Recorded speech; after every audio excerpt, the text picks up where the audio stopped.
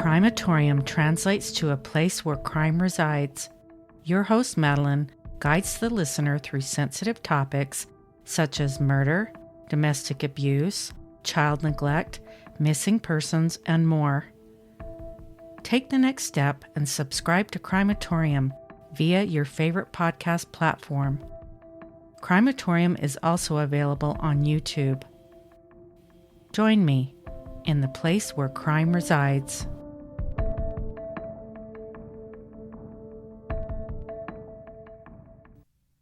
On August 2nd, 1993, 4-year-old Derrick Robie was walking alone on a short trek from his home in Savona, New York, to a nearby day camp. Before he made it to the camp, however, the 4-year-old was lured into nearby woods and murdered. The entire community searched for 6 days to identify whatever monster it was that would be capable of such a horrific crime. When the killer was identified, though, the community was shocked to find out who it was. From the South Shore of Lake Erie, this is Great Lakes True Crime.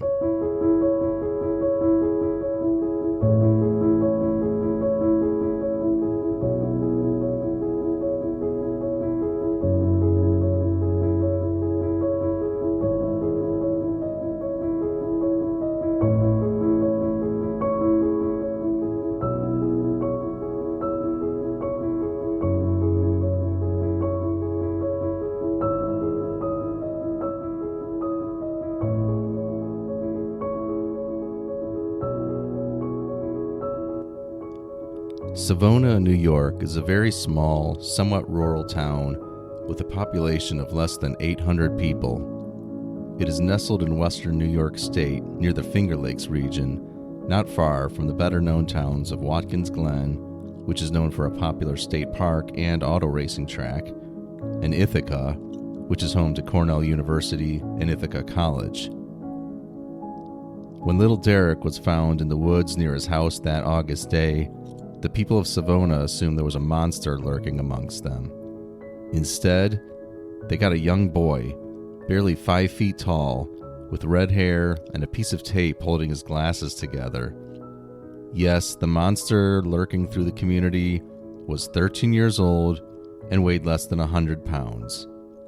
His name is Eric Smith, and despite his age, he was tried as an adult for second-degree murder. The age of the killer came as a massive shock to the small town, not only because of his age, but also because his family was a staple of the community. They had been in Savona for generations. Eric's grandfather served on the village council, and his dad coached Little League Baseball. Needless to say, this brought out many emotions in the people of Savona. They felt terrible for Derrick and wanted to hate his killer, but it was difficult to hate the 13-year-old boy that lives down the street. It all started on the morning of August 2nd, 1993. Little Derrick Robie set off to walk to a park just a few hundred yards from his home. Although Derrick's mother, Doreen, usually watched her son until he met up with the other children, she didn't that day because her other son needed her attention. But Derrick's friends didn't go to the park that morning, and when Doreen Robie went to pick him up later, she was told that he never showed up to camp that day. She then called police to report her son missing. Unfortunately, Derrick's lifeless body was found later that afternoon. It appeared that he had been lured to a wooded area about halfway between his house and the park and bludgeoned to death with a rock or some other blunt object. It was immediately clear that his death was not an accident. New York State Police led the investigation into Derrick's murder and interviewed pretty much everyone in the village, including Eric. Although Eric didn't immediately stand out as a suspect, some members of his own family were troubled by his inconsistent story. For example, at first, Eric said he had not seen Derrick that day, but later admitted that he had. The concern was real enough that one of Eric's family members, it's not clear who, contacted police with their suspicions 6 days after the murder.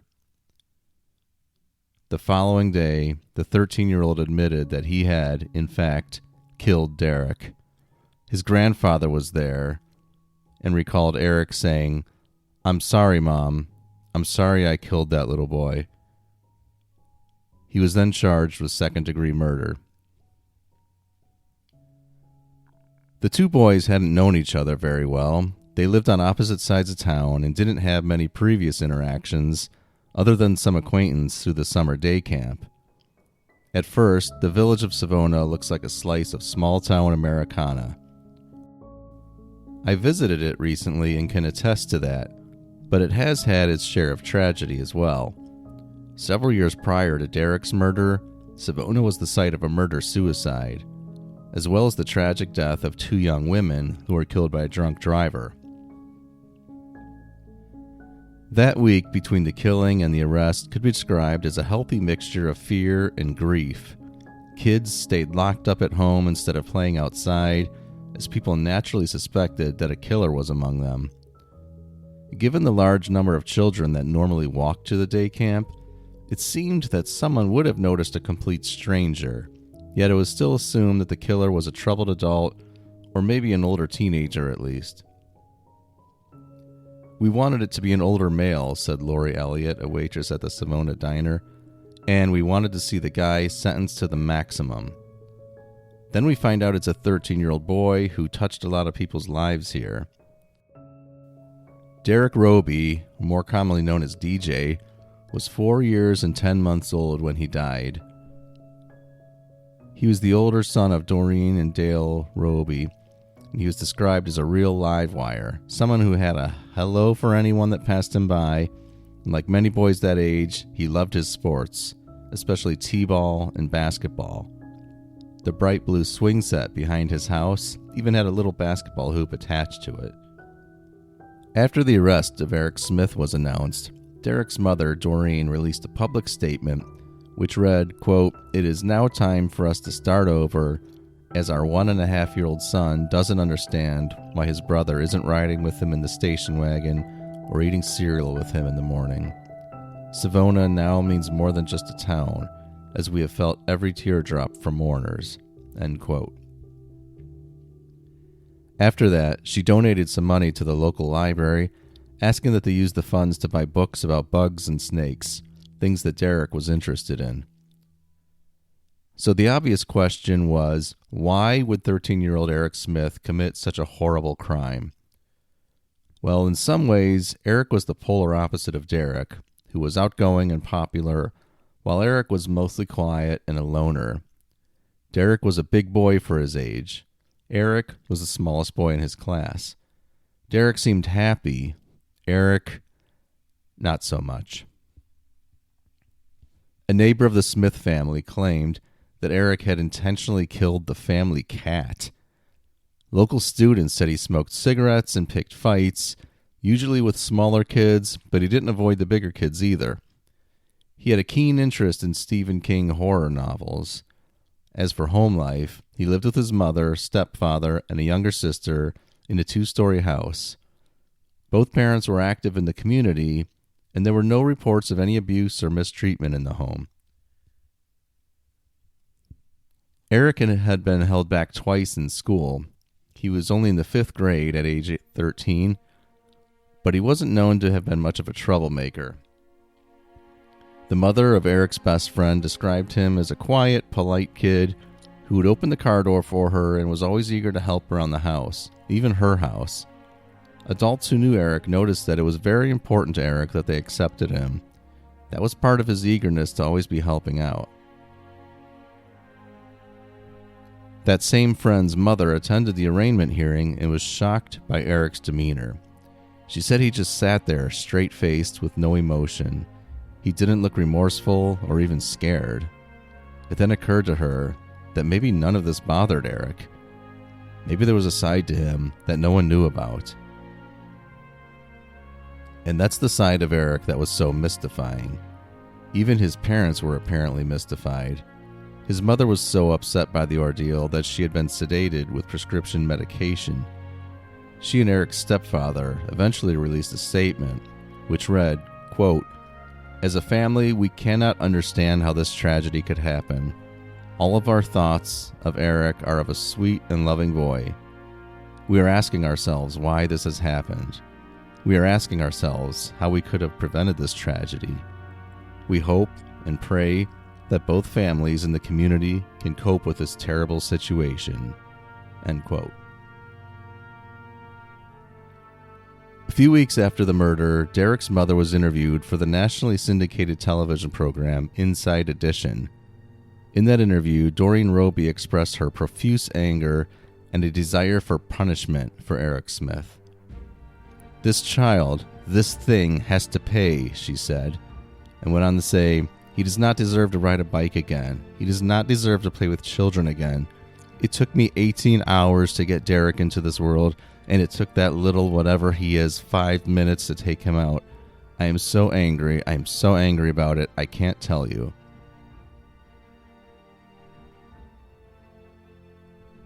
One month after the murder, on September 2nd, 1993, Eric was indicted on the charge of second-degree murder by a Steuben County, New York grand jury.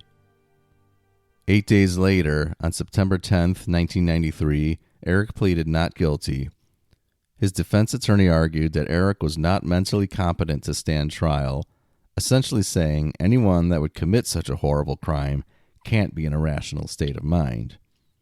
The following month, a psychiatrist hired by Eric's lawyer examined Eric and said the teen lacked criminal responsibility for the death, but was mentally competent to stand trial. He also concluded that Eric suffered from depression and other disorders. That psychiatrist, Dr. Stephen P. Herman from New York City, asserted that Smith was born with fundamental problems which allowed him to develop a sadistic side that he could not control. This was not a premeditated murder, Herman said, but a tragic result of Eric's pathological rage. Dr. Herman, however, also added that Eric had not shown signs of the disorder during the year he had been confined at the Monroe County Children's Detention Center in Rochester, New York, while awaiting trial. The trial began in July 1994.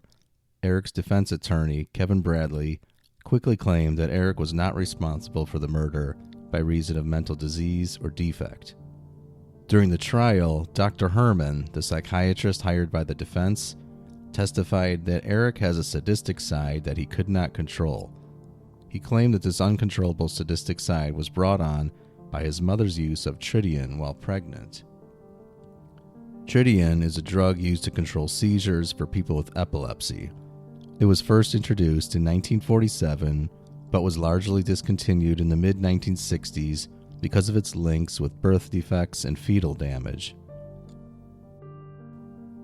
The defense attorney, Bradley, also cited a history of alcoholism and depression in Eric's family history and purported that Eric's stepfather, quote, probably hit Eric much more than he admits, unquote. They tried to invoke an insanity plea and say that Eric was not criminally responsible for his actions. Basically, the defense argued that the brutality of the killing and the overkill involved showed that something must be seriously mentally wrong with Eric. For sure, the killing was far more brutal than I am describing here. I certainly will not get into the graphic details. Quote, "The things Eric did to Derrick Robie are horrible," the attorney said. But experience tells you he did not appreciate the consequences of his acts. That was Eric's defense attorney. Derrick's mother, Doreen, provided emotional testimony during the trial. She recalled sending Derrick to summer camp that morning, and though she normally went outside to watch him walk to the rec center at the field at the end of the street, she said she was distracted that morning by her infant son, Dalton, who was crying with sore gums. So Derrick said he was okay to make the walk by himself. She sent him off with his packed lunch of a bologna sandwich, a banana, Kool-Aid, and a couple homemade peanut butter cookies. When Steuben County District Attorney John Tunney displayed the bag in court, Mrs. Robie tearfully confirmed that it was, in fact, Derrick's. As she went on to talk about what a sweet, funny, and loving boy Derrick was, the defense objected, after which Steuben County Judge Donald Purple interrupted Mrs. Robie's testimony. He reminded juries to set aside their natural sympathies and consider only the evidence, although that must be a tall order for jurors in a situation like this. Eric's defense included a string of character witnesses, most of whom talked about how well-behaved, polite, and helpful Eric was both at home and out in the community. But in the end, it wasn't enough. On August 16, 1994, the jury found Eric Smith guilty of second-degree murder in the killing of 4-year-old Derrick Robie. As Eric's mother, Tammy, and stepfather, Ted Smith, stood in the courtroom, appearing shocked while crying and holding each other, the jurors left the courtroom without comment. They deliberated for only 7 hours before reaching their verdict. Eric showed absolutely no emotion. Prior to deliberations, the judge spent about 90 minutes explaining to jurors how Eric could be found guilty of either second-degree murder, first-degree manslaughter, or second-degree manslaughter. Had the jurors found that Eric was suffering from a mental disease or was under extreme emotional disturbance when he killed Derrick, the verdict could have been reduced to manslaughter, and the case would have been remanded to family court in the juvenile justice system. But it seems the juries did not buy that insanity defense. About a month after the guilty verdict was delivered, Eric's attorney filed a motion to vacate the murder conviction, arguing that the prosecutor coached Derrick's mother to give answers that would appeal to the sympathetic side of the jurors. The defense also said the prosecution should have provided them with information about interviews state police investigators had with CBS News, which aired in an episode of the TV show 48 Hours. The judge, however, refused to grant a new trial. On November 7, 1994, Eric Smith was sentenced to 9 years to life in prison, which was the maximum term allowable under New York state law for Eric's second-degree murder conviction. Derrick's mother had a simple statement after the sentencing, quote, "We got what we came for." Under the sentence, Eric would remain in juvenile facilities until age 18 and then transferred to state prison. 7 months later, in June 1995, Eric Smith appealed his murder conviction. He was now 15 years old. This time, defense attorney Kevin Bradley argued that the prosecutor mishandled the case and Eric should be cleared by reason of mental disease or defect. The case was heard by a New York State appeals court, which upheld the conviction. It was then appealed to the New York State Supreme Court in Albany, which refused to hear the appeal. No reason was given for denying the request. Moving on to August 1997, Eric Smith requested a new trial.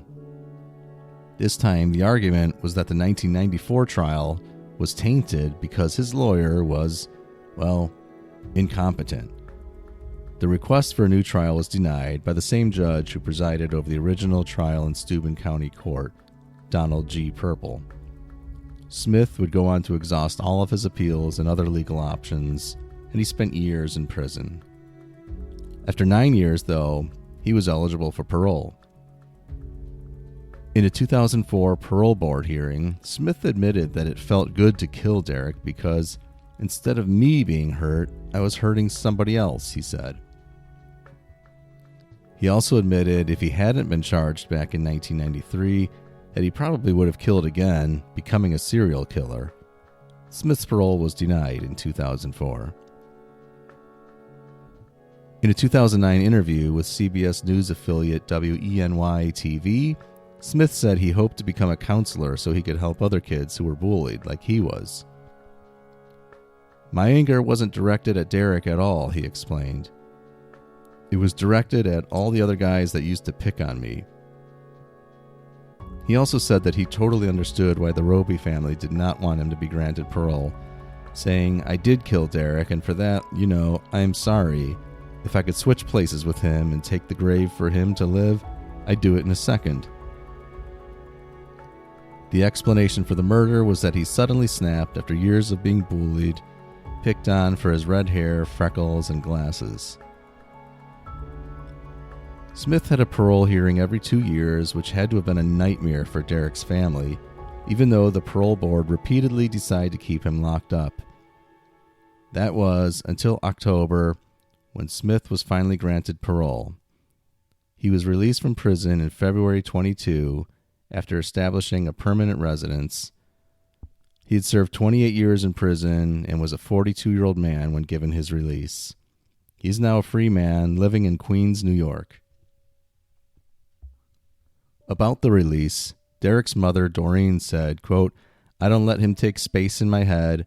I do not focus on where he is, what he's doing, because I don't care, as long as he's not near friends and family," unquote. Derrick Robie is buried in Seaman's Cemetery in Savona, New York, not far from the elementary school where he was about to enter kindergarten. In the coffin with him are some of the things he loved: a bat, a baseball, and a teddy bear. And that's all for this episode of Great Lakes True Crime. A big thank you to the show supporters who bought me a virtual cup of coffee through the website at podpage.com/Great Lakes True Crime. And also many thanks to those who recently left 5-star reviews on their podcast app. If you've not left a 5-star review, I could really use your help with that, so please do so if you have the inclination. You can follow the show on Facebook and Twitter. Just search for Great Lakes True Crime. You can also check out links in the show notes for our social media handles, the web address, and the show merchandise page. This has been Steve, your host and producer. Thanks for listening, guys.